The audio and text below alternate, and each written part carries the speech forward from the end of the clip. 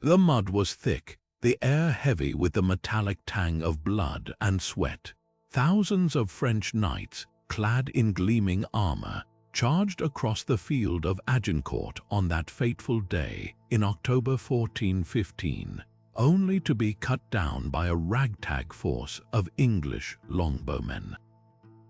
It's a battle that's been immortalized in history books and even Shakespearean drama, a symbol of England's improbable triumph against overwhelming odds.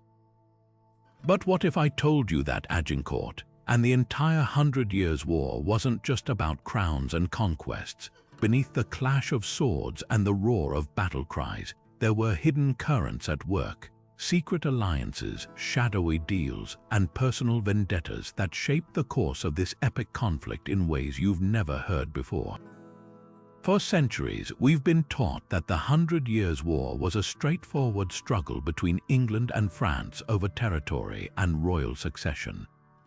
But dig deeper, and you'll find a web of intrigue so tangled it could rival any medieval conspiracy. Why did powerful nobles switch sides at critical moments? What role did the Pope and other European powers play behind the scenes? And how much of this war was actually driven by personal ambition rather than national loyalty? The truth is, history is rarely as simple as it seems, and the 100 Years' War is no exception. This isn't just a story of battles and treaties. It's a tale of secret letters, coded messages, and whispered plots in dimly lit castles. It's about kings who weren't as noble as they appeared and advisors who pulled strings from the shadows. From the mysterious death of key figures to the sudden shifts in military strategy that defied logic, every twist and turn of this war hides a deeper, darker story. So if you've ever wondered what really drove one of history's longest conflicts, stick around because we're about to peel back the layers of myth and reveal the shocking hidden agendas that shaped the 100 Years' War. On the surface, the 100 Years' War looks like a straightforward feud between kingdoms England and France, locked in a bitter struggle over who had the rightful claim to the French crown. It all began with Edward III, the ambitious English king who pointed to his ancestry and declared himself the true heir to France. His mother was Isabella, daughter of Philip IV of France, and when the last direct male heir of the Capetian dynasty died without a clear successor, Edward saw his chance. The French nobility, however, had other ideas. They favored Philip VI, a cousin from the Valois line, citing an old law that barred inheritance through the female line. What followed wasn't just a war, it was a century-long game of thrones, with both sides jockeying for power, land, and legitimacy. The early years saw dramatic English victories, like the Battle of Crecy in 1346, where Edward's forces devastated the French cavalry with their deadly longbows. Then came the Treaty of Plantagenet in 1360, a moment when peace seemed possible. England gained vast territories in France, and Edward agreed to renounce his claim to the throne, at least on paper. But treaties in the Middle Ages were often just pauses in the fighting, not true endings. Both sides knew the conflict wasn't really over. The French resented the loss of their lands, and the English still eyed the crown. Yet to call this simply a war over royal bloodlines misses the bigger picture. Behind every battle, every negotiation, there were factions within factions, nobles with shifting loyalties, merchant classes with financial stakes, and even the church pulling strings from the shadows. The Plantagenets and Valois weren't just fighting for a throne. They were playing a high-stakes game where power, wealth, and survival were all on the line. And as we'll soon see, some of the most pivotal moments in this war had less to do with kings and more to do with the shadowy figures whispering in their ears. But beneath the clash of swords and the grand speeches about royal legitimacy, another war was being fought. One waged not with arrows and lances, but with sacks of wool and ledgers of debt. The 100 Years' War wasn't just a battle for crowns, it was a fight over control of one of medieval Europe's most lucrative industries, the wool trade. England's green pastures produced some of the finest wool on the continent, and the Flemish cities Bruges, Ghent, Ypres were the workshops that turned that raw material into luxury cloth coveted from Paris to Constantinople. This economic powerhouse wasn't just a backdrop to the war, it was one of its hidden driving forces. Picture this: English sheep farmers sold their wool to merchants who shipped it across the Channel to Flanders, where skilled weavers transformed it into fine fabrics.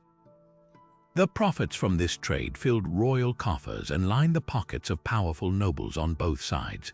But when tensions rose between England and France, wool became a weapon. In 1336, King Philip VI of France tried to strangle England's economy by embargoing Flemish imports of English wool. The move backfired spectacularly. Flemish cities dependent on English wool for their livelihoods revolted against their French overlords, aligning instead with Edward III. The Count of Flanders, loyal to France, found himself facing riots in the streets, proof that money could topple allegiances faster than any army. The English crown played this economic game masterfully. They granted monopolies to wool merchants, manipulated tariffs, and even used wool shipments as collateral for war loans.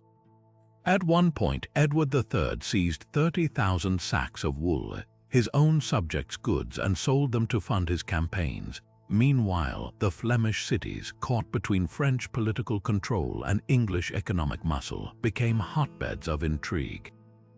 Wealthy merchant guilds secretly funded rebellions, and spymasters moved through the markets, trading whispers along with wool. What's fascinating is how this economic chessboard shaped military strategy. When England lost key territories like Calais, a vital port for the wool trade, it wasn't just a symbolic blow, it threatened to cut off the lifeblood of their economy. Conversely, French kings knew that starving Flanders of English wool could destabilize the region, turning allies into rebels. This wasn't just a war of kings and knights, it was a war of bankers, weavers, and sheepherders, where a single trade route could tip the balance of power. So the next time you hear about the battles of the 100 Years' War, remember, behind every charge of cavalry there was a merchant counting coins, a weaver fearing unemployment, and a bale of wool quietly shaping history. The church was supposed to be a neutral arbiter, a spiritual authority above the squabbles of kings, but during the 100 Years' War, the papacy became another piece on the chessboard. In 1309, Pope Clement V, a Frenchman, made a decision that would ripple through history. He moved the papal court from Rome to the French city of Avignon. For nearly 70 years, the popes resided there, surrounded by French influence, and it didn't take long for the English to see them not as holy fathers, but as puppets of the French crown. This wasn't just gossip, it was a diplomatic nightmare. Every papal decree, every call for peace now carried the whiff of French bias, and England's trust in the church crumbled. Take Clement VI, the Avignon Pope during the early years of the war. He didn't just sympathize with France, he bankrolled them. When Philip VI of France ran short on funds, Clement stepped in, funneling church taxes directly into French war coffers. Worse, he granted Philip the right to levy additional taxes on the French clergy, essentially turning priests into unwilling war financiers. Meanwhile, English bishops were ordered to preach obedience to the French crown, a demand that outraged both king and commoners alike. But the Avignon Papacy didn't just fuel resentment, it became a propaganda goldmine for England. When Edward III needed to justify his claim to the French throne, his advisors pointed to Avignon's corruption. How can God's will be heard, they argued, when his voice is filtered through French lips? The English clergy, led by fiery preachers, painted the Avignon popes as wolves in shepherd's clothing, and this narrative galvanized public support for the war. Even saints got dragged into the fray. Saint Birgitta of Sweden, a revered mystic, openly condemned the Avignon Papacy, declaring it a den of greed, a sentiment the English eagerly amplified. The schism that followed only deepened the chaos. In 1378, two rival popes claimed the throne of Saint Peter, one in Avignon, backed by France, and another in Rome, supported by England's allies. Suddenly, choosing a side in the war wasn't just about loyalty to a king. It became a test of faith. Towns split down the middle, with priests loyal to different popes preaching from rival pulpits. The Church, once a unifying force, had become another fracture line in Europe's bitter divide. Yet perhaps the most telling moment came in 1407, when the scholar Jean Gerson stood before a church council and demanded reform. "The war will never end," he warned, "so long as the shepherds profit from the slaughter of the flock." His words cut to the heart of the matter. The 100 Years' War wasn't just fought on battlefields, it was fought in the echoing halls of papal palaces, where politics wore the mask of piety, and where the spiritual and the strategic were hopelessly, dangerously intertwined. Edward the Black Prince cut a striking figure, tall, armored in gleaming black plate, and radiating the kind of charisma that made men follow him into hell. But behind the legend of England's most feared warrior was a man driven by more than loyalty to crown and country.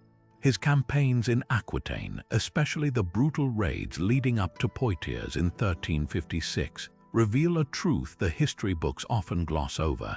This wasn't just England's war. It was Edward's personal quest for wealth, status, and a kingdom of his own.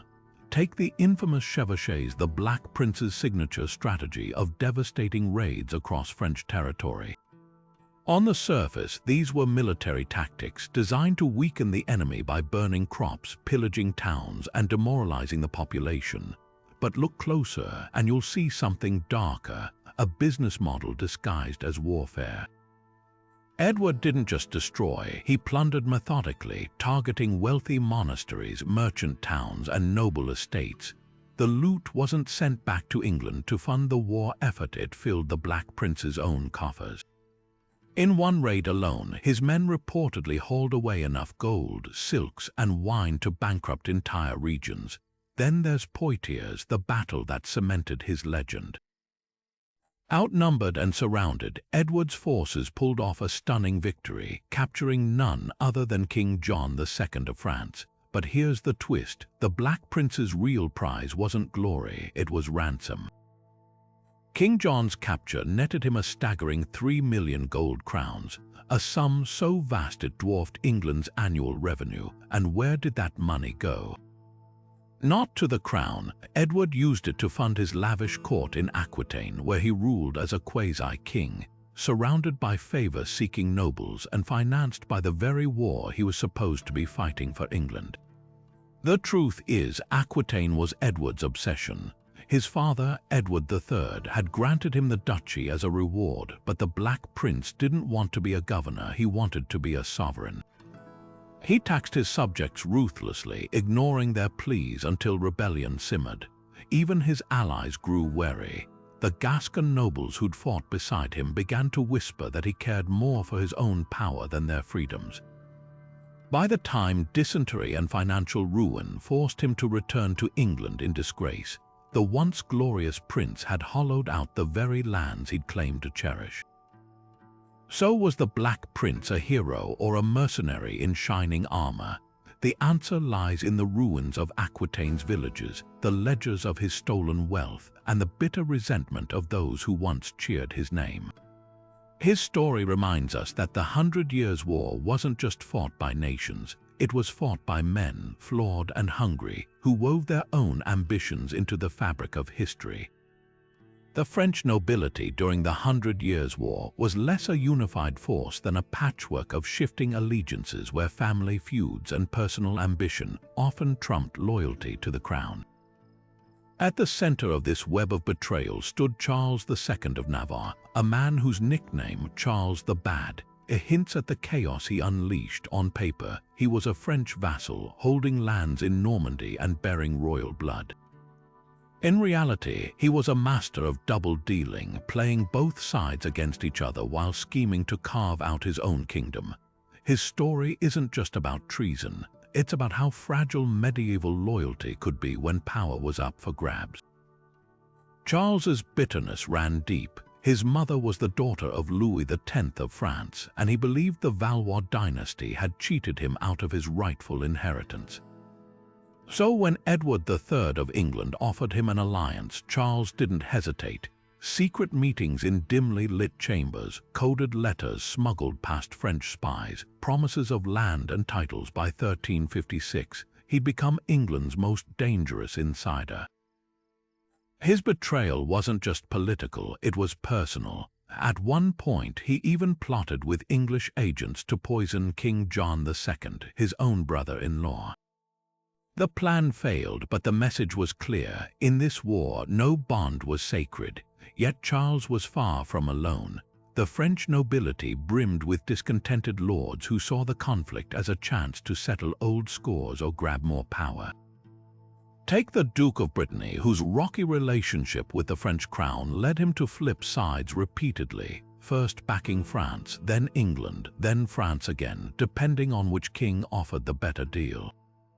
Or consider the Count of Armagnac, whose bitter rivalry with the Duke of Burgundy spiraled into a civil war within the war, fracturing France at the worst possible moment. These weren't just noblemen, they were opportunists turning battlefields into auction houses where loyalty went to the highest bidder. What's striking is how these betrayals shaped the war's momentum. After the English victory at Poitiers, entire regions of France teetered on collapse, not because of military defeat, but because local lords refused to rally behind the crown.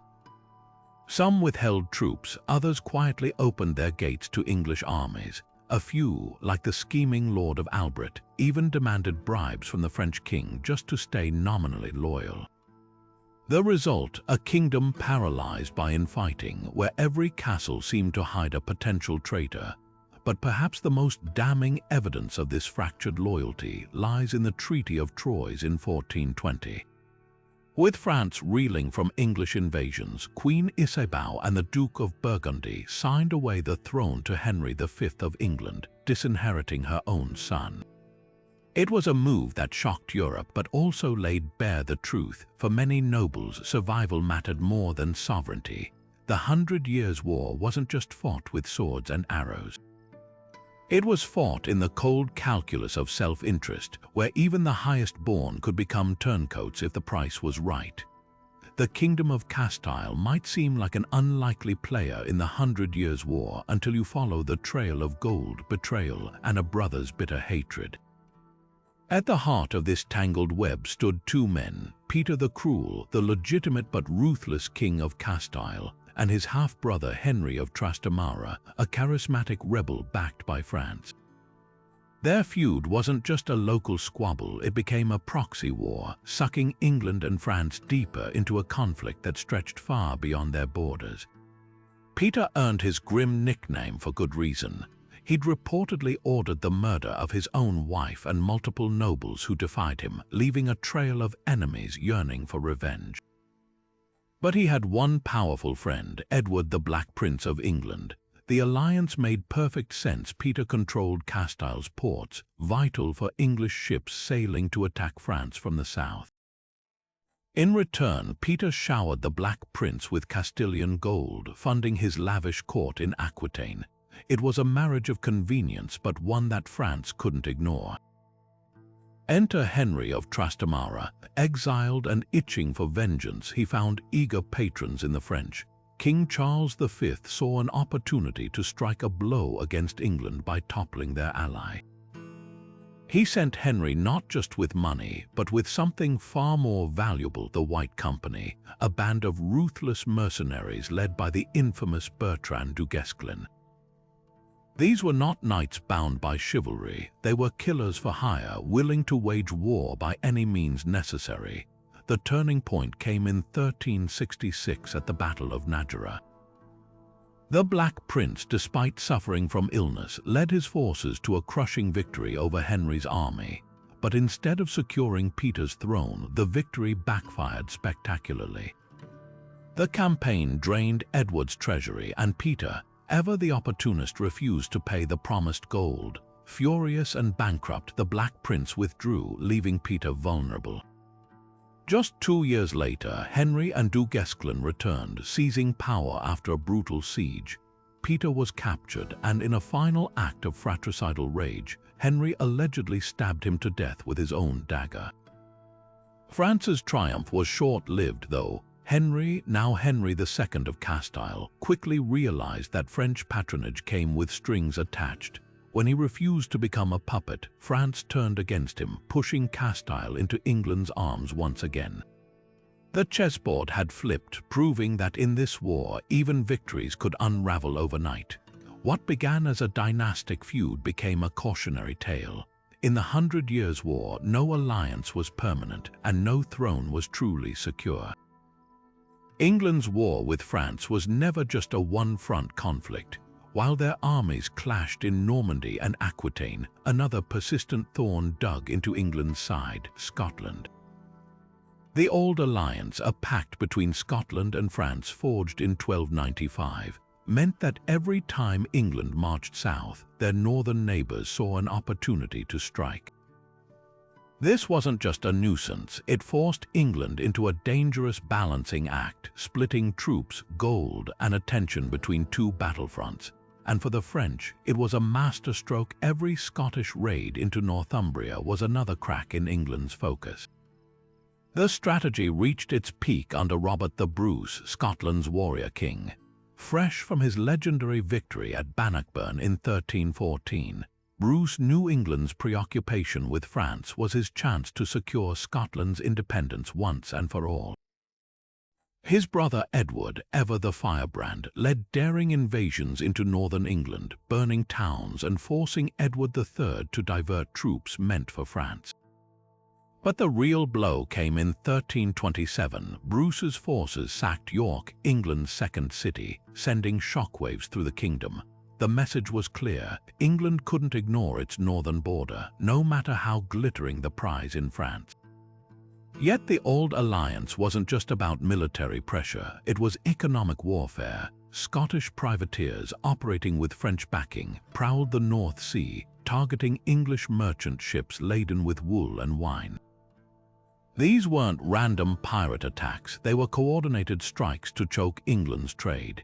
In 1333, records show a single Scottish raid captured 20 English vessels off the coast of Flanders, crippling shipments meant to fund Edward III's campaigns.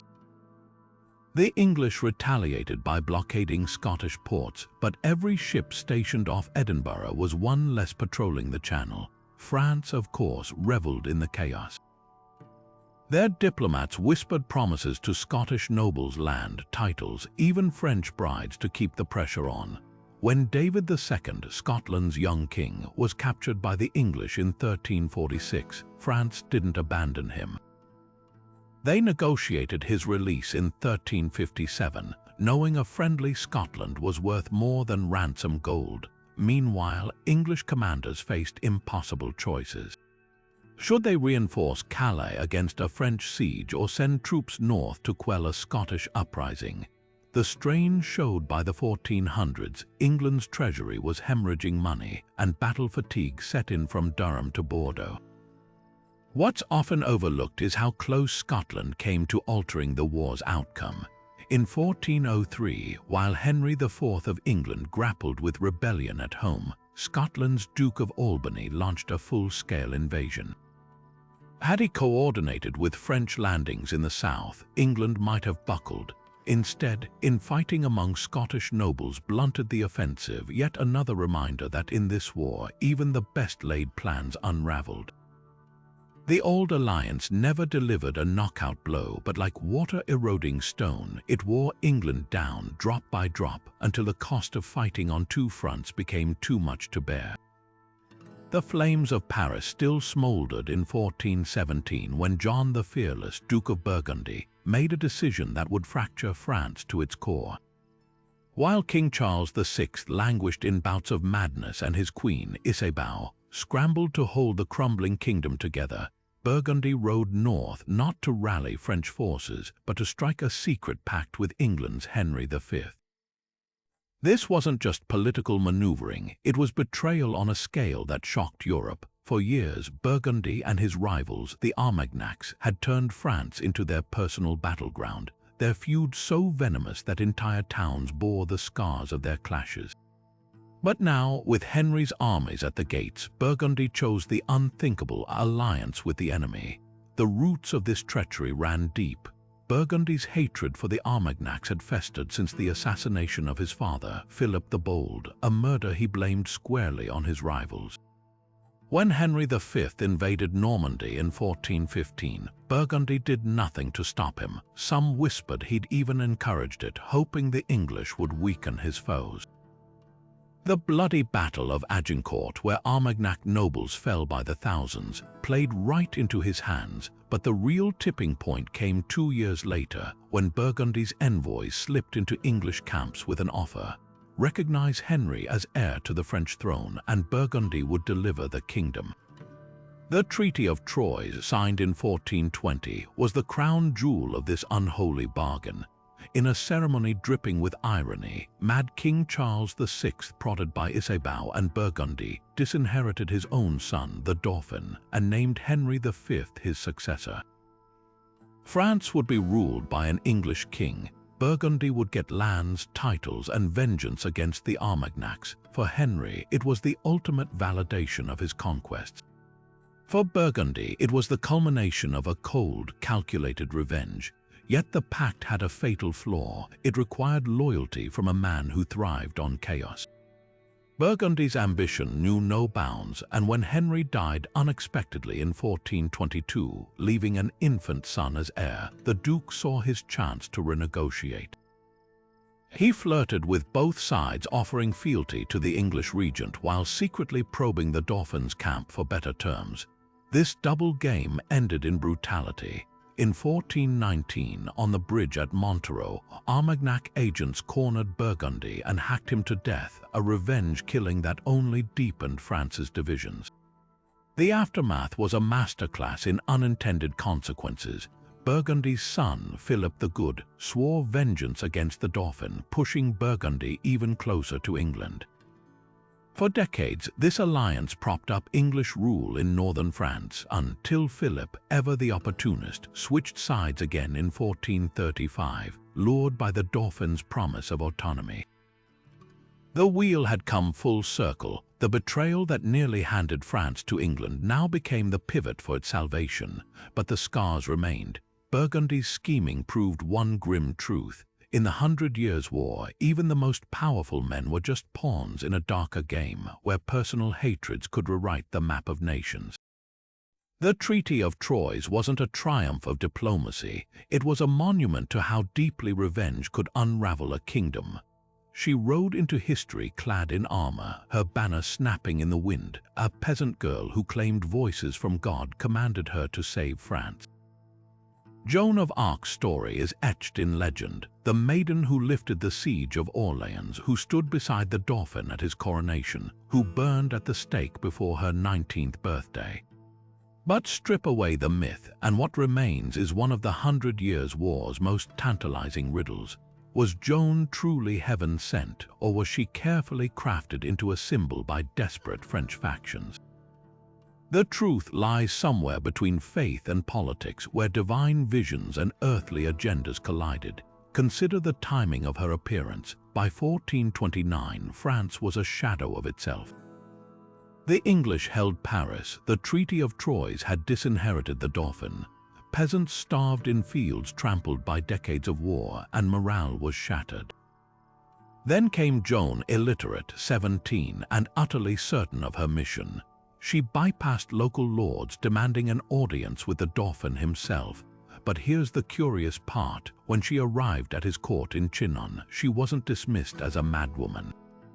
Instead, high-ranking clerics and nobles, many tied to the Armagnac faction, subjected her to weeks of interrogation. They didn't test her piety, they tested her usefulness.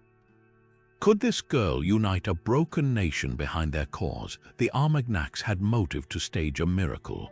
Their rivals, the Burgundians, had allied with England, and the Dauphin's claim to the throne hung by a thread. A divine savior could reignite French pride and legitimize his rule. Joan's uncanny knowledge of court secrets, like privately reassuring the Dauphin about his doubts of legitimacy, hints at possible coaching. Even her military role raises questions. At Orleans, she never commanded troops in battle. Instead, she served as a living standard, her presence alone rallying soldiers to break the siege. Was this tactics or theater? Yet dismissing Joan as a mere puppet ignores the uncomfortable brilliance of her deeds. She identified the Dauphin in a crowded hall despite never seeing him before, a moment even skeptics struggle to explain. Her strategies, like the audacious Valois campaign, defied conventional wisdom but delivered stunning victories, and her unwavering certainty in the face of execution rattled her captors. The English didn't just silence a girl, they staged an elaborate trial, desperate to prove her a heretic because her influence terrified them. Perhaps the most telling detail lies in her aftermath. The moment Joan was captured at Compiègne in 1430, the Armagnacs made no move to rescue her. The Burgundians sold her to the English and her former allies stayed silent. Only decades later, after France finally pushed the English back, did King Charles VII reopen her case not out of guilt, but because rehabilitating Joan's image cleansed his own tainted rise to power. So was Joan divinely inspired or politically exploited? The answer might be both. In a war where kings and nobles spun lies as easily as swords, Joan's greatest power was her authenticity. Whether heaven sent or not, she believed utterly in her mission. And in the end, that faith, weaponized by those around her, changed the course of history. The countryside lay in ruins, villages reduced to charred timbers, fields trampled into mud, and the stench of decay hanging thick over roads littered with abandoned carts. This wasn't the work of invading armies, but of something far more insidious. The routiers, bands of mercenaries who turned the chaos of the 100 Years' War into a profitable free-for-all. Unlike knights bound by chivalry or soldiers loyal to a crown, these men fought for one thing: plunder, and in the lawless gaps between battles, they became the true terror of medieval France, blurring the line between warfare and outright banditry. Most routiers started as professional soldiers, veterans of famous clashes like Crécy or Poitiers.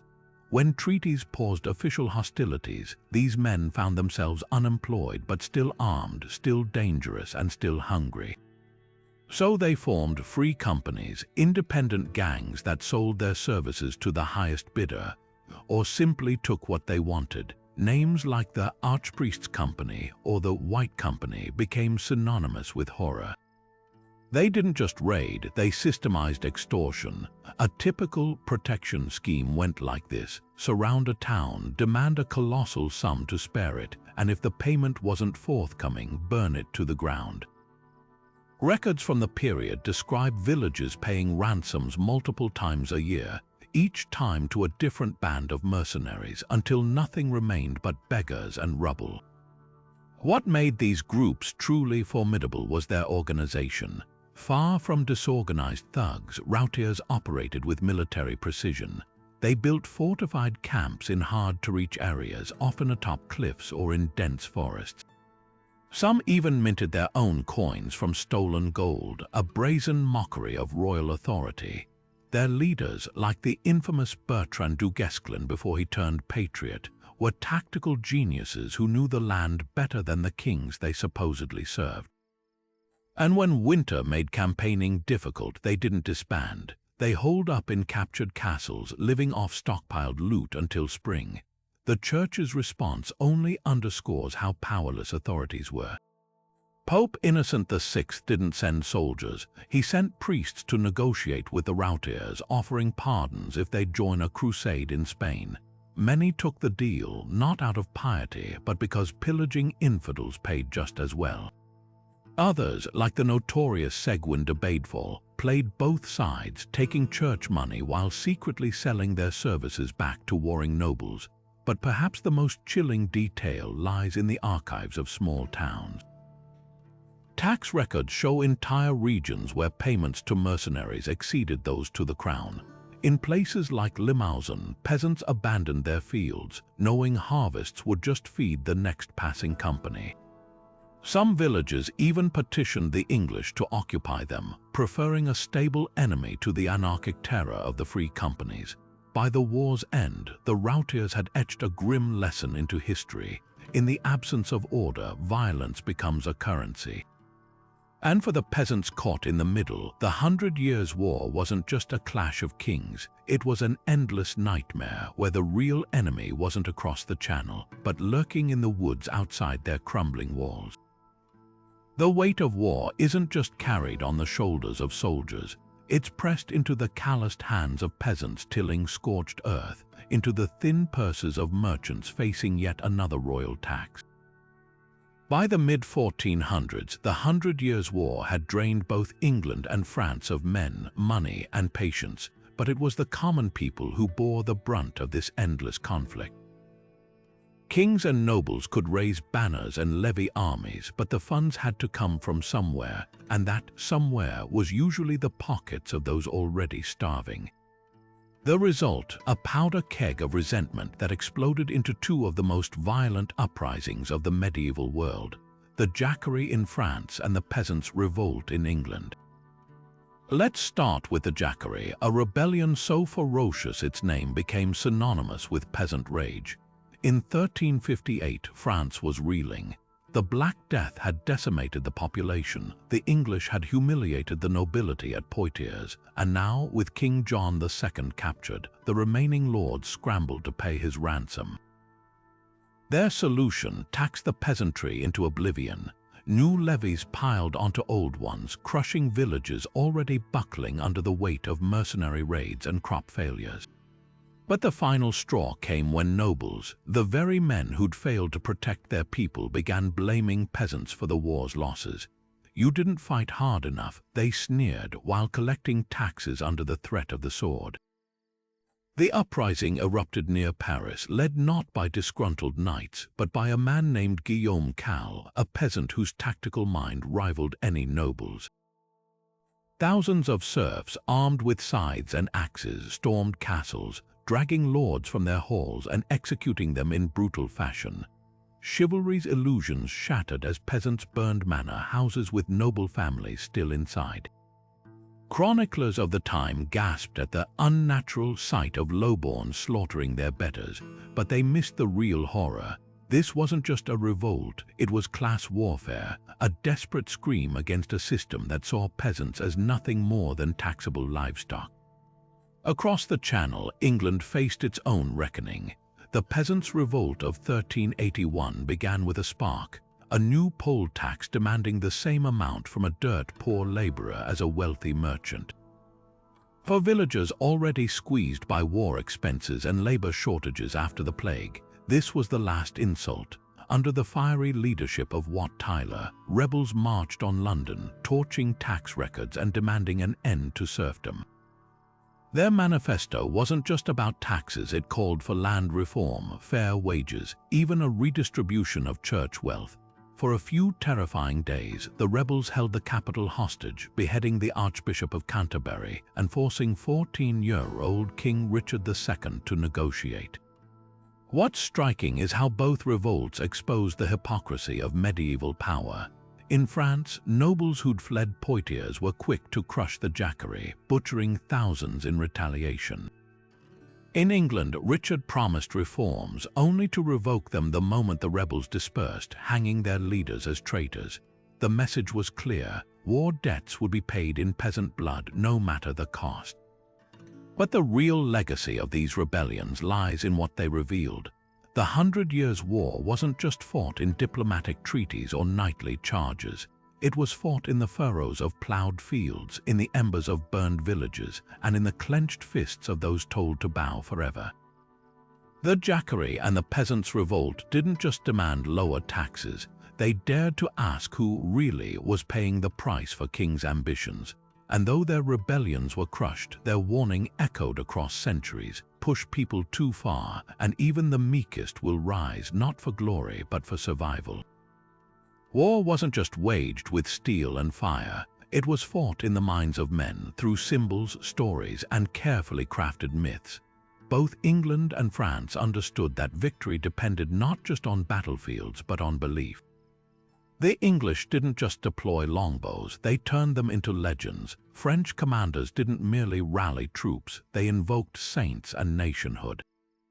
This was psychological warfare centuries before the term existed, where propaganda could be as lethal as a volley of arrows.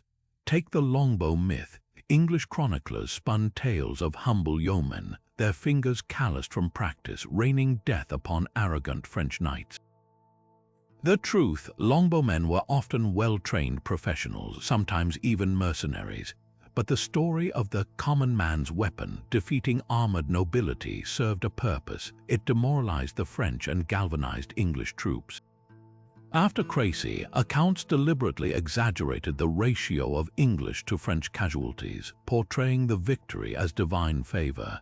Even the French began to dread the sound of bowstrings, not because every shot was deadly, but because the idea of the longbow had become unstoppable. France countered with symbolism of its own. As English armies occupied swaths of territory, French propagandists reached for the ultimate trump card, Joan of Arc. Here was no mere warrior, but a maiden guided by God himself. Her banner, embroidered with fleurs de lis and the words Jesus Maria, wasn't just a standard, it was a rebuke to English claims of legitimacy. Every town she liberated became a stage for her prophecy. France would be saved not by nobles but through faith. Even after her capture, the French court ensured her trial was documented meticulously, turning her martyrdom into a rallying cry. Joan's story wasn't just inspiration, it was a weaponized narrative, proof that God favored France. Religious imagery saturated both sides. English kings, desperate to justify invading a Christian kingdom, framed their campaigns as crusades. Henry V had his chaplains preach that his victory at Agincourt was God's punishment for French sins. Meanwhile, French monks circulated miracle stories, claims of angels appearing over battlefields or saints blinding English archers. Even coins became propaganda. When Charles VII finally reclaimed his throne, he minted new currency showing him kneeling before the Virgin Mary, a not-so-subtle message. His rule was divinely restored. But perhaps the most cunning manipulation was linguistic. The English crown, ruling over Gascony and other French-speaking territories, faced a dilemma: how to unite subjects who shared a language with the enemy. Their solution: elevate English as the tongue of power. Royal proclamations, once issued in French or Latin, increasingly used English. By the war's end, even Parliament conducted debates in English, forging a linguistic identity separate from the foe across the Channel. France, in turn, doubled down on its cultural distinctiveness, portraying the English as foreign barbarians bent on desecrating true French civilization. This war of narratives extended to the lowest levels. Ballads sung in taverns mocked enemy leaders. Rumor mills in market squares spread tales of their cruelty. A French peasant might never see an English soldier, but he'd hear whispers of their atrocities. An English townsman, likewise, would be told the French burned prisoners alive. Fear and pride, stoked deliberately, became as vital to the war effort as swords or supplies. The lesson here transcends medieval battlefields. The 100 Years' War taught future generations that controlling the story, shaping how people see the conflict, can be as decisive as any charge of cavalry. When nations fight, they don't just clash with armies, they duel with myths. And sometimes the most powerful weapon isn't the one that pierces armor, but the one that rewires belief. The Breton succession crisis might sound like a regional squabble, just another noble family feuding over who gets to wear the ducal crown. But peel back the layers, and you'll find a chess match where England and France moved their pieces through local pawns, turning a small-scale inheritance dispute into a decades-long war within a war. It all began in 1341, when Duke John III of Brittany died without a clear heir. Two claimants emerged: his half-brother John of Montfort, backed by England, and his niece Joan of Penthièvre, supported by France. On paper, it was a classic clash of male preference inheritance versus female line claims. In reality, it was the perfect battleground for proxy warfare. Montfort wasn't just some obscure noble, he was a firebrand with English sympathies, married to the sister of the Count of Flanders, a key English ally. When he seized the Breton capital of Nantes, he didn't just declare himself duke, he sent envoys to Edward III, offering Brittany as a foothold for English forces. France retaliated by branding him a traitor and throwing their weight behind Joan and her husband, Charles of Blois, a French prince with ties to the Valois court. What followed wasn't just a succession fight, it was a laboratory for the 100 Years' War's broader tactics. Take the Battle of Auray in 1364. By then, the conflict had dragged on for over 20 years, with both sides employing strategies that foreshadowed the larger war. The English-backed Montfortists relied on disciplined archers and defensive positioning, while the French-supported Blois faction leaned on heavy cavalry charges mirroring the very same missteps that doomed France at Crécy and Poitiers. When Charles of Blois fell at Auray, his death wasn't just a Breton tragedy. It was a humiliation for France, proving once again that their reliance on outdated chivalric tactics could be their undoing. But the real intrigue lay in the shifting allegiances. Breton nobles, far from being loyalists, flipped sides constantly, some even switching mid-campaign if the other side offered better rewards. The notorious Olivier de Clisson, later known as the Butcher, began as a Blois supporter, only to defect to Montfort after being captured and ransomed twice. His story wasn't unique. The entire duchy became a marketplace of betrayal, where loyalty was measured in sacks of gold and promises of land. What's often overlooked is how Brittany's geography made it a prize worth fighting for. Its ports were lifelines for English supply routes to Aquitaine, while its rugged terrain offered safe havens for privateers harassing French ships. When the dust finally settled in 1365 with the Treaty of Guérande, which recognized Montfort's son as duke, the outcome seemed like an English win. Yet in a twist worthy of the war itself, the new Duke John IV, raised in England, soon pivoted to France, marrying a Valois princess and quietly distancing himself from his backers. The Breton crisis was more than a sideshow. It was a blueprint for how local conflicts could be hijacked by greater powers, how chivalry gave way to cold calculation, and how even the winners could end up playing both sides. In the grand tapestry of the 100 Years' War, Brittany was the thread that proved no feud was ever just about the people fighting it. It was about who stood behind them pulling the strings. Gascony was never just another English possession. It was a kingdom within a kingdom, a land of sun-baked vineyards and fiercely independent lords who danced between two masters. Officially, the duchy belonged to the English crown, a relic of Elena of Aquitaine's marriage to Henry II centuries earlier. But Gascons didn't see themselves as subjects. They were vassals, a distinction that meant everything in the feudal world. Their allegiance came with conditions: respect their customs, protect their trade, and above all, leave their privileges untouched. When English kings forgot this delicate balance, they paid the price in rebellion and shifting loyalties that could tip the scales of the entire war. At the heart of Gascony's defiance lay its liquid gold wine. The vineyards of Bordeaux produced the finest claret in Europe, shipped directly to English tables and beyond. This wasn't just commerce, it was the lifeblood of Gascon identity. The local elite, families like the Albrets and Armagnacs, grew fat off tariffs and export monopolies. So when English taxes grew too heavy or French armies offered sweeter deals, these lords didn't hesitate to flirt with the enemy. Take the case of Bernard Eze V, Lord of Albret. In 1340, he swore fealty to Edward III, only to defect to France a decade later when Philip VI promised him control of key wine routes. His betrayal wasn't personal, it was business. The English response to such fickleness was a mix of bribery and brute force. They granted Gascon towns privileges, special rights to self-governance, to keep them loyal. Bordeaux, for instance, could mint its own coins and raise its own militia, privileges unheard of in other English territories. but when persuasion failed, kings resorted to harsher measures. In 1451, after Gascon nobles openly sided with France, Henry VI ordered the confiscation of their vineyards, a blow aimed squarely at their wallets. It backfired spectacularly. Within months, Bordeaux threw open its gates to French forces, choosing Charles VII over the king who'd strangled their trade. What made Gascony truly unique was its dual identity. Its people spoke a dialect closer to Catalan than Parisian French, and their laws blended English common law with Pyrenean customs.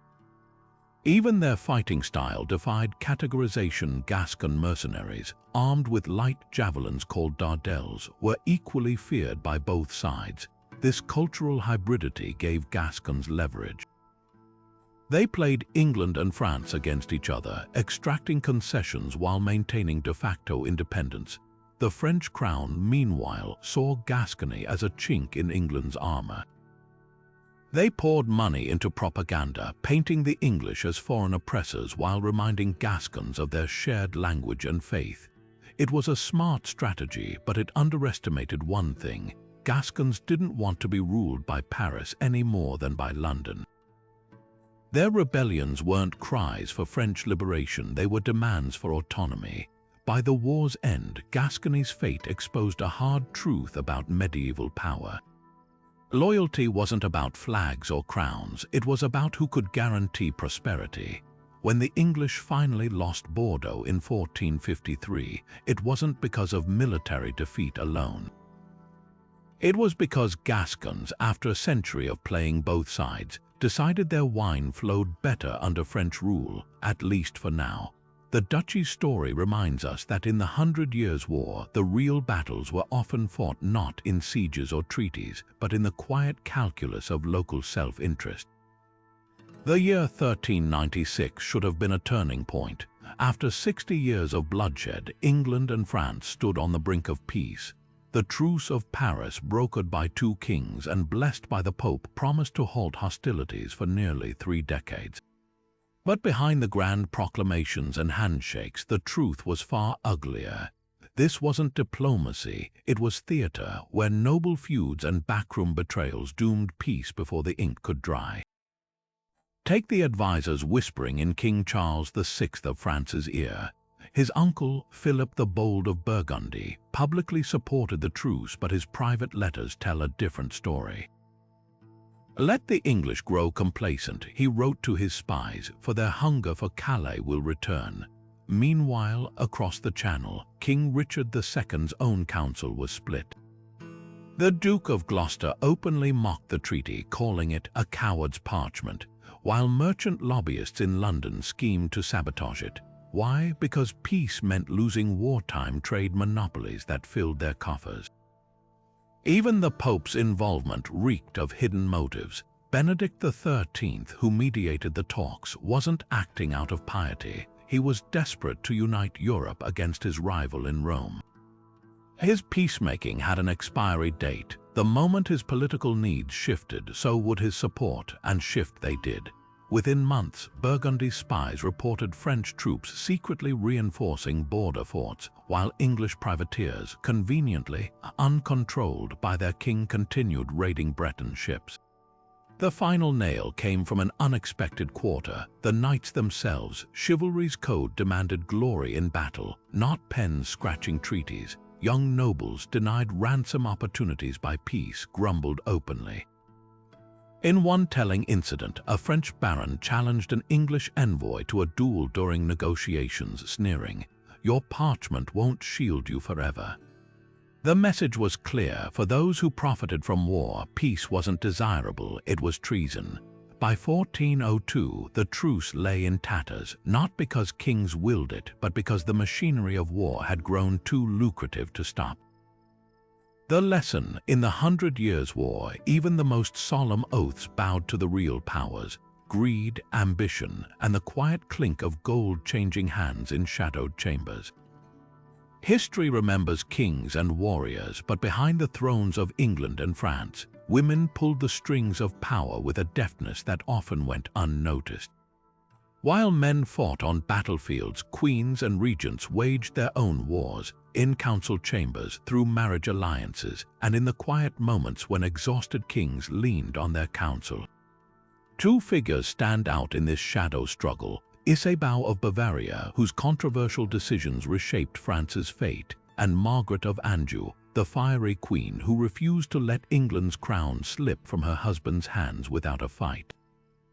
Their stories reveal how the 100 Years' War wasn't just a clash of armies. It was a battle of wits, wills, and the unspoken influence of women in a world that pretended they had none. Isabeau's reign began as a fairy tale, a beautiful Bavarian princess married to Charles VI of France at just 14. But when her husband's debilitating madness left him hallucinating and violent, she didn't fade into the background. Instead, she became regent, ruling a fractured kingdom where every decision could spark civil war, the stakes nothing less than the survival of France itself. When the English demanded the throne through the Treaty of Troyes, Isabeau faced an impossible choice: disinherit her own son, the Dauphin, or risk total annihilation. Critics later painted her as a traitor for signing that infamous document, but the truth was far more complex. With Paris starving, Burgundy allied to England, and her husband's authority in tatters, Isabeau wasn't surrendering, she was buying time. Her letters reveal a shrewd strategist playing a losing hand, conceding the crown to Henry V not out of weakness, but to preserve what little power she had left to negotiate. Meanwhile, across the Channel, Margaret of Anjou proved steel ran through her veins. Married to the weak and mentally unstable Henry VI, she became England's de facto ruler at just 23. While French-born Margaret might have seemed an unlikely defender of English interests, she fought tooth and nail to protect her son's birthright. When nobles whispered that Henry was unfit to rule, she raised armies herself, personally directing campaigns against the Yorkist rebels. At the Battle of Wakefield in 1460, her forces executed the Duke of York, impaling his head on a spike as a warning to traitors. This wasn't the delicate diplomacy expected of queens, it was raw, ruthless politics. Yet even Margaret couldn't overcome the tide of resentment against her French origins. Critics sneered that she was the foreign woman, bleeding England dry for her homeland, a smear that tainted her legacy despite her fierce loyalty to the Lancastrian cause. What's often overlooked is how these queens manipulated the era's gender expectations to their advantage. Isabeau leaned into the maternal image, using her role as mother to the Dauphin to legitimize her authority. Margaret, conversely, embraced martial symbolism, riding into battle in armor and issuing proclamations under her own seal. Both tactics reveal a keen understanding of power's theater, how to work within the system while bending its rules just enough to stay in the game. Their greatest obstacle wasn't the enemy across the Channel, but the nobles at home who bristled at taking orders from a woman, the ultimate irony. While Joan of Arc became a saint for leading armies, queens like Isabeau and Margaret were vilified for doing the same from behind the scenes. Their legacies remind us that in the 100 Years' War, the most dangerous battles weren't always fought with swords. They were fought in the whispers of courtiers, the stroke of a pen on a treaty, and the unyielding resolve of women who refused to be erased from history. The thunder of cannons didn't begin with the 100 Years' War, it arrived as a whisper. While knights and longbows dominate the popular imagination, a quieter revolution was unfolding in the smokes and sparks of early gunpowder weapons. These clumsy, unreliable contraptions, often dismissed as novelties, were already reshaping the rules of war by the mid-1400s. The French siege of Harfleur in 1415 offers a glimpse into this hidden shift. Henry V's army didn't just bring trebuchets, they hauled primitive cannon known as bombards, tubes of iron so massive they had to be transported in pieces and assembled on site. When these monsters roared, their stone shot didn't just chip castle walls, it shattered them, reducing months-long sieges to weeks. What made gunpowder truly disruptive wasn't its power but its democratizing effect. Unlike the longbow, which required years of training, or the crossbow, which needed costly steel, a gunner could be trained in weeks. The visceral terror of these weapons also played a psychological role. Chroniclers describe defenders flinching at the devil's thunder, some abandoning their posts at the mere sight of smoke coiling from enemy lines. Yet for all their potential, early firearms were finicky allies. Records from the Siege of Orleans note how English gunners struggled with damp powder, while French accounts mock misfires that killed more attackers than defenders. The real game-changer came with portable firearms, hand cannons, and early arquebuses. At the Battle of Castellan in 1453, French gunners dug trenches to anchor their weapons, creating a lethal kill zone where English charges melted under concentrated fire. This wasn't chivalry, it was industrialized slaughter, a grim preview of warfare's future. What's often overlooked is how these innovations trickled down from nobles to mercenaries.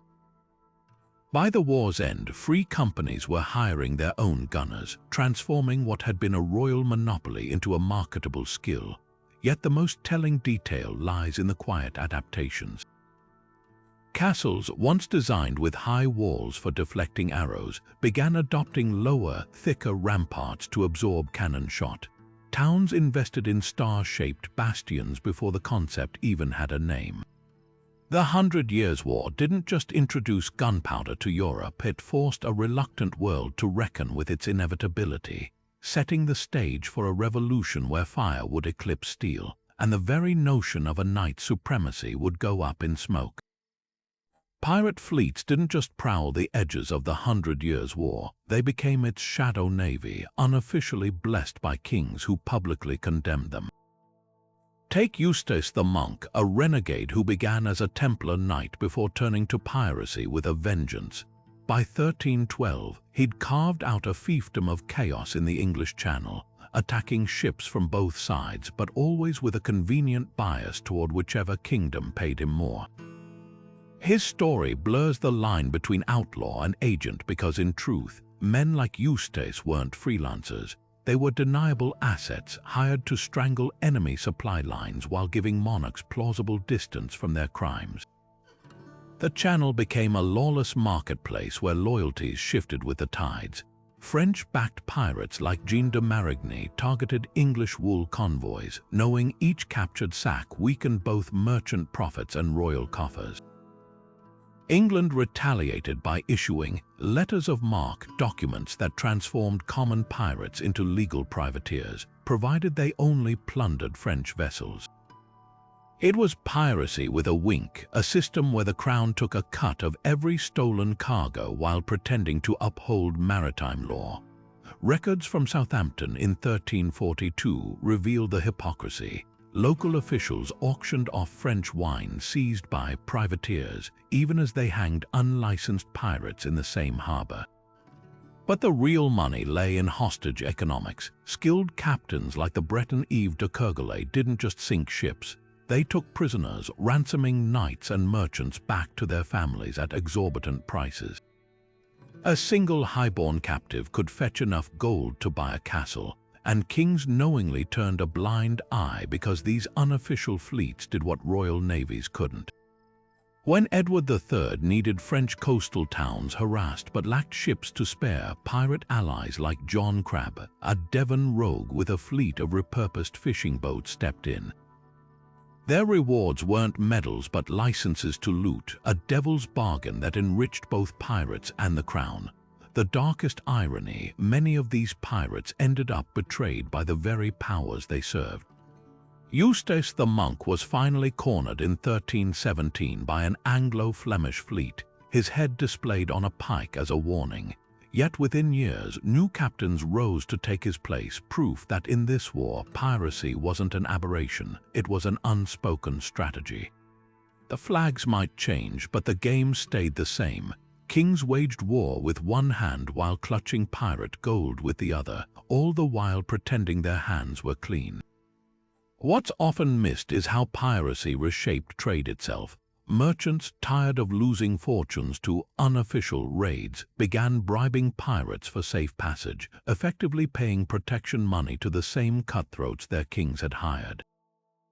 In London, wool exporters formed covert alliances with pirate captains, ensuring their goods sailed untouched while competitors' ships mysteriously vanished. The war's true legacy in the Channel wasn't just sunken ships, but a corrosive economy where legality meant nothing, and loyalty was just another commodity for sale. The Mediterranean winds carried more than salt and trade goods. They brought hardened killers with a reputation for turning battles into bloodbaths. The Catalan Grand Company, a band of mercenaries forged in the wars of Aragon and Sicily, arrived in France like a storm, selling their swords to the highest bidder. These weren't just soldiers, they were specialists in a brutal style of warfare honed against Turks and Byzantines, where ambushes and scorched earth tactics mattered more than chivalry. And when they entered the 100 Years' War, they didn't just fight, they reshaped the very meaning of loyalty. Their leader, Roger de Flor, had cut his teeth as a pirate before selling his services to kings. By the time his successors reached French soil, they'd perfected the art of the razzia lightning raids that left villages smoking and armies scrambling. French chroniclers gasped at their disregard for proper warfare, while English commanders secretly admired their efficiency. What made the Catalans truly dangerous, though, was their flexibility. One year, they might be burning Gascon farms for the French. The next, they'd switch sides after a heavier purse clinked into their palms. In 1408, a single disputed payment saw an entire Catalan battalion abandon the Duke of Orleans mid-siege, marching away with looted wine casks rolling behind them like a mocking parade. But their most lasting impact wasn't on battlefields, it was in the minds of those who hired them. The Catalans introduced the almogavers, lightly armored shock troops who fought with long knives and sheer terror tactics. French knights, accustomed to orderly charges, found these screaming, darting fighters impossible to pin down.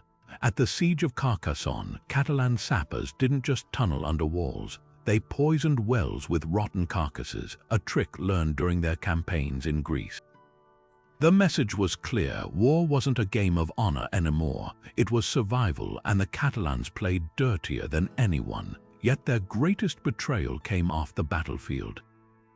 In 1420, documents from Avignon reveal how a Catalan captain named Bernat de Roquefort secretly negotiated with both England and France simultaneously, feeding each false intelligence about the other's troop movements. By the time either side realized the deception, Roquefort had vanished along with a small fortune in advance payments. His scam exposed the dark truth of mercenary warfare. In a conflict where money talked louder than oaths, even kings could be outmaneuvered by men who owed allegiance to nothing but gold. The Catalans left no monuments, no grand treaties. Their legacy was subtler, a shift in how war was waged. After them, no commander could ignore the value of irregular tactics or the peril of bought loyalty. They proved that in the 100 Years' War, the deadliest weapons weren't always steel or flame, but the cunning of those who fought without a flag. Religious dissent didn't just simmer in the shadows during the 100 Years' War, it erupted into flames, fueling political agendas and reshaping battle lines. While kings clashed over crowns, movements like Lollardy in England and Hussitism in Bohemia turned faith into rebellion, giving rulers both a weapon and a threat to wield. Take John Wycliffe, the Oxford scholar whose radical ideas sparked England's Lollard heresy. He didn't just question church corruption, he challenged the very hierarchy that crowned kings, arguing that divine authority came from scripture, not papal decrees. For a monarchy grappling with French-backed Avignon popes, Wycliffe's defiance was dangerous until it became useful. When Henry IV faced rebellions, he cracked down on Lollard preachers, burning them as heretics. Yet just decades earlier, Wycliffe's ideas had been quietly tolerated by Edward III, who saw them as a handy cudgel against the pro-French papacy. Faith, it seemed, was flexible when politics demanded it. Bohemia's Hussites took this volatility to the battlefield. inspired by the martyred Jan Hus, a reformer burned at the stake in 1415 despite safe passage promises. Their uprising became Europe's first revolution fought with religious fervor. But the 100 Years' War's fingerprints were all over their struggle. French cardinals had pushed for Hus's execution to please their king, while English mercenaries later joined Hussite armies, trading bows for gunpowder wagons in a brutal guerrilla war. The Hussites' war wagons, makeshift fortresses on wheels, didn't just defend against crusaders. They symbolized a new kind of warfare where peasants, armed with righteousness and innovation, could humble armored knights. What's often overlooked is how these heresies exposed the hypocrisy of wartime piety. Both England and France painted their campaigns as holy. Edward III claimed divine favor at Crécy, while French priests called Joan of Arc God's messenger. Yet when dissent threatened their own thrones, those same powers turned savagely orthodox. The Duke of Bedford, England's regent in France, executed Lollards at home while funding Hussite rebels abroad to weaken his enemies. Faith wasn't a compass, it was a lever pulled to tilt the scales of power. The war's endgame revealed the stakes. As the Hussites negotiated peace in 1436, their demands included something radical: communion for the laity, a symbolic blow to clerical supremacy. It was a small reform with vast implications, proof that a century of bloodshed hadn't just redrawn borders, but had cracked open the very idea of who held sacred authority. The 100 Years' War didn't just shape nations, it forced a reckoning between the sword and the soul, leaving scars on Europe's conscience long after the last battle faded. The ink staining the parchment wasn't just words, it was weaponized secrets, written in lemon juice that would only darken when held over a flame. Medieval spycraft during the 100 Years' War wasn't just about gathering information. It was a lethal dance of deception where a single intercepted letter could doom an army or save a kingdom. Take the case of Yolande of Aragon, the cunning queen who ran one of France's most sophisticated intelligence networks. Her agents, disguised as merchants and pilgrims, slipped through enemy lines carrying messages sewn into hems or hidden inside hollow prayer beads. One such note, discovered centuries later in the archives of Angers, revealed troop movements ahead of the Battle of Bourget in 1421, details that helped the French ambush and kill the Duke of Clarence, Henry V's own brother. But letters were just the beginning. Assassination was another favored tool. The English relied on Genoese crossbowmen not just for their skill, but because their foreign faces made perfect deniable assets. Records from Calais in 1347 tell of a masked archer paid to murder a French commander during truce negotiations. His identity buried so deep even the treasury rolls refer to him only as the Shadow of the Crown. The French retaliated in kind. When Bertrand du Guesclin besieged English-held castles, he didn't just starve them out, he bribed cooks to poison garrisons, a tactic so effective that English quartermasters began taste-testing meals for noble prisoners. The real masters of this shadow war, though, were the Italians. Banking families like the Medici and Acciaiuoli didn't just finance both sides. Their couriers doubled as spies, relaying financial transactions that revealed military plans. A Florentine ledger from 1432 casually notes a loan to the Duke of Bedford, with the interest rate spiking weeks before the siege of Orleans, betraying English desperation for funds. Even the church played both sides. Bishops carried encrypted messages in liturgical books, using psalm numbers as cipher keys. A missive from Avignon in 1375, recently decoded, instructed a French cardinal to let the shepherd's crook strike the wolf's pack, code for sabotaging English supply lines during harvest season. Yet for all their cunning, these networks had a fatal flaw: betrayal. Double agents like Thomas Chaucer, son of the famed poet and a royal cupbearer, fed false troop counts to the French while pocketing gold from both sides. The most devastating blow came in 1429, when Joan of Arc's trusted confessor turned out to be a Burgundian plant. his whispered confessions later used as evidence to burn her. Espionage didn't just shape battles, it eroded trust itself, leaving kings to wonder if even their closest advisors were daggers in disguise. What survives today in crumbling manuscripts and decrypted scrolls is a testament to the war's darkest truth. For every knight who fell on the battlefield, a dozen plots unfolded in the shadows where the sharpest weapon wasn't a sword but a secret. The champagne flowed, the silver glinted, and the finest tapestries draped the halls of Arras in the autumn of 1435, but beneath the opulence the air hummed with tension. The Treaty of Arras wasn't just another diplomatic ceremony.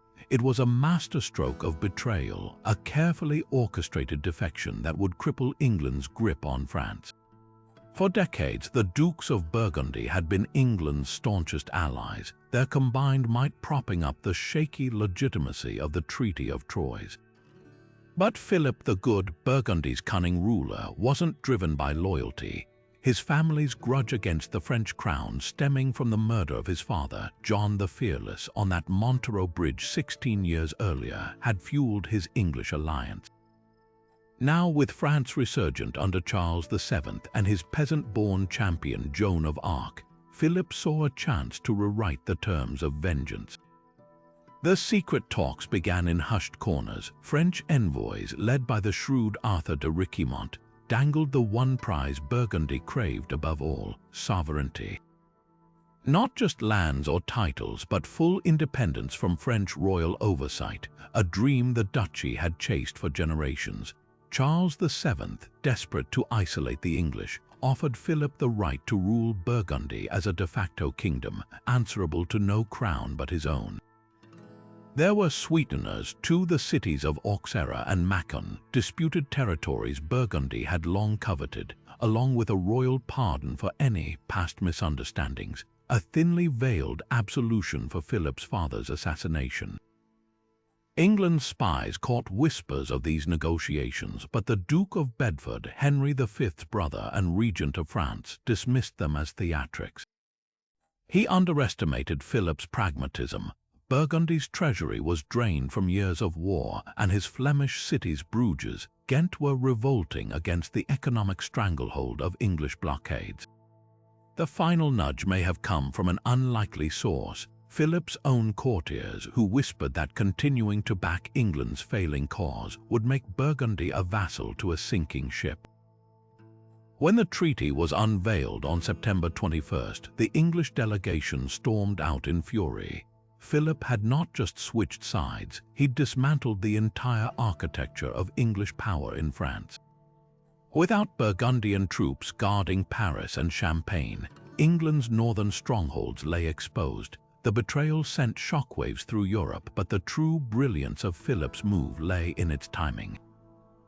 Just months earlier, Joan of Arc's execution had demoralized French forces. Now, with Burgundy's defection, momentum swung back violently. Charles VII, once mocked as the King of Burges for his tiny rump state, suddenly held the upper hand. Yet the Treaty of Arras wasn't just a military pivot. It exposed the rot at the heart of medieval alliances. Philip's father had died for his loyalty to Burgundian ambition, and now Philip honored that legacy, not with vengeance but with cold-eyed calculus. The lesson was clear. In the 100 Years' War, even blood feuds had price tags, and the highest bidder didn't always wave a flag. By the time England realized the depth of their miscalculation, their once mighty coalition was crumbling, and Burgundy stood triumphant, not as a pawn, but as a player who'd finally claimed his throne at the table. When the dust settled after the 100 Years' War, the victors didn't just claim lands, they rewrote history itself. The Valois dynasty, having finally secured their shaky hold on France, faced a dilemma: how to justify a century of chaos, betrayal, and near collapse. Their solution was as audacious as it was effective. They commissioned chroniclers to craft a new origin story, one where France's survival wasn't due to luck or shifting alliances, but to divine favor and the righteousness of their cause.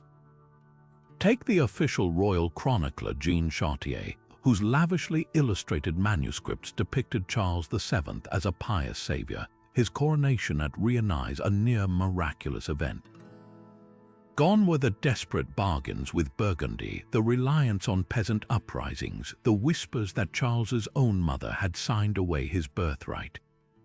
In their place stood a gleaming myth of destined victory, but the propaganda machine didn't stop with flattering portraits. The Valois actively scrubbed Joan of Arc's messy legacy from the record. Before her rehabilitation trial in 1456, chronicles painted her as a deluded heretic or, worse, a sorceress who duped the Dauphin. After Charles needed her symbolism to legitimize his reign, those same accounts were quietly updated. Suddenly, Joan became the pure, heaven-sent maiden of popular legend, her military acumen downplayed in favor of pious visions. Even her trial transcripts were selectively edited. Burgundian judges' valid legal objections vanished, replaced by theatrics emphasizing her humble faith. The message was clear. France's triumph wasn't just political, it was ordained. England played the same game, though with less success. Post-war chroniclers like Thomas Walsingham spun Agincourt as England's rightful zenith, ignoring the logistical disasters that followed. Henry V's early death became a tragic twist of fate rather than the recklessness of a king who campaigned while dysentery ravaged his camp. Most tellingly, the loss of French territories was blamed on weak later rulers, never on the unsustainable greed of Edward III's initial claims. The real story of bankrupt treasuries, merchant revolts, and the sheer exhaustion of fighting a two-front war was buried under layers of heroic verse. Yet the most insidious rewriting happened at the local level. Town archives across Normandy and Gascony show a chilling pattern. After French reconquest, notaries were ordered to correct records.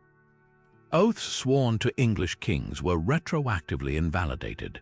Property deeds granting lands to English loyalists were annulled or burned.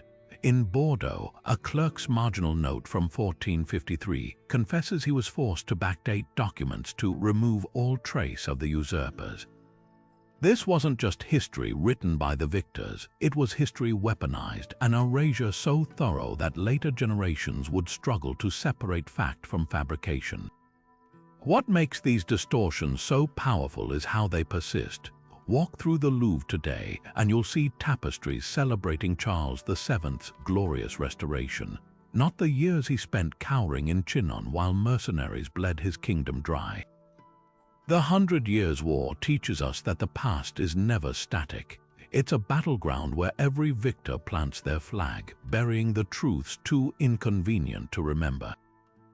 The 100 Years' War wasn't a clash of kingdoms, it was a hall of mirrors where every crown, every battle, every treaty hid a dozen unspoken motives.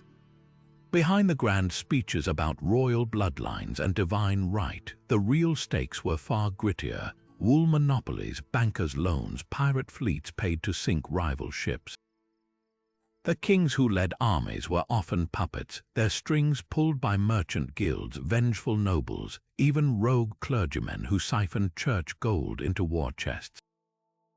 This wasn't just a war fought with swords, it was fought with forged documents, poisoned wine, and sacks of coin slipped across candlelit tables in the dead of night. Take the Treaty of Troyes, where France's throne was signed away to England, not because of battlefield losses, but because Burgundy's duke craved vengeance for his father's murder. Or consider the Black Prince, whose legendary campaigns were less about serving England than funding his own private kingdom in Aquitaine. Even Joan of Arc's divine mission, stripped of its saintly glow, was entangled with the Armagnac faction's desperation to legitimize a disgraced dauphin. Victory didn't go to the most righteous, but to those who mastered the shadows, the spies who cracked codes, the turncoat lords who swapped sides when the bribes got sweeter, the pirates who strangled supply lines while kings pretended not to notice. And perhaps that's the war's most unsettling legacy. We'll never know how many battles were decided not by courage or strategy, but by secrets lost to time. How many sieges succeeded because a gatekeeper was paid to look the other way? How many truces collapsed because a merchant lied about his cargo? The official records sing of heroic charges and sacred causes, but the truth whispers in margins and burned letters of wars within wars, where the real prize wasn't land or glory, but survival in a world where trust was the rarest currency of all. So the next time you read about a grand historical conflict, ask yourself, what's buried beneath the parchment? For every war fought over crowns, how many were really fought for secrets we'll never uncover? Drop your wildest theories below, because history's greatest mysteries aren't in the tombs of kings. They're in the ink that faded, the voices that were silenced, and the deals too dark to ever see the light.